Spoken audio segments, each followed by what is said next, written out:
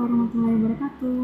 Saya Zanibiar Fakso dari Asar gelombang 3 angkatan 17 kelompok 3. Di sini saya akan menjelaskan mengenai nilai-nilai ASN berakhlak dan penerapan yang telah saya lakukan sehari-hari, yaitu dalam hal adaptif. Saya akan menjelaskan dalam 3 kegiatan yang telah saya lakukan, yaitu yang pertama, saya melaksanakan nilai adaptif dengan beradaptasi dengan perubahan struktur organisasi atau mutasi jabatan, di mana di dalam Kementerian ATR BPN ini kita ada rolling jabatan sekitar 2-5 tahun sekali begitu. Nah, proses perubahan ini, proses adaptasinya yang saya laksanakan adalah yang pertama, saya mengalami proses penerimaan terhadap perubahan tersebut, dan saya mencoba untuk mencari tahu nih tentang atasan saya atau rekan kerja yang akan dipindah tugaskan ke kantor kami.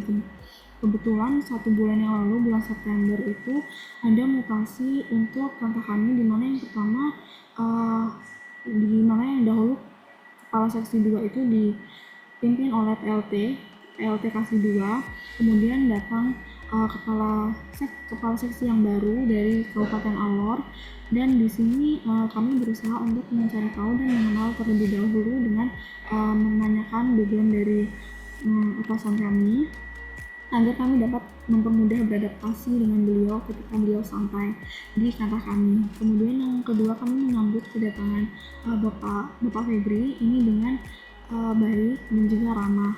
Kemudian saya menyesuaikan dokumen yang terkait dengan struktur organisasi agar sesuai dengan atasan yang baru, di mana pada prosesnya ini kami mengubah dokumen-dokumen risalah, berita acara, dan juga hal lain itu dengan atas nama Bapak Febri sebagai kepala seksi yang baru. Kemudian untuk proses seperti pengecekan, kemudian monitoring HT itu juga menunggu arahan dari Bapak Febri begitu.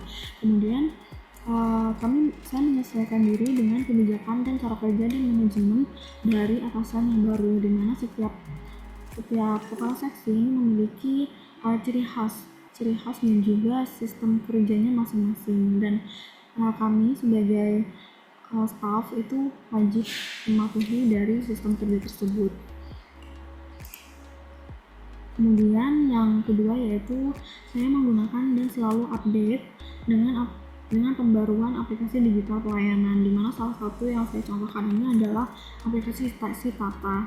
Aplikasi ini merupakan aplikasi yang sering saya pakai dalam kegiatan kerja sehari-hari, di mana ketika saya bekerja di Kementerian ATR BPN ini sudah terdapat 3 kali update aplikasi ya. Yang pertama, saya pernah menggunakan Tata yang versi 3,6, kemudian 3,8, dan sekarang 3,9. Nah, ini adalah tampilan Tata yang baru, di mana pada proses pengesahan ini terdapat pengisian kode CAPTCHA begitu.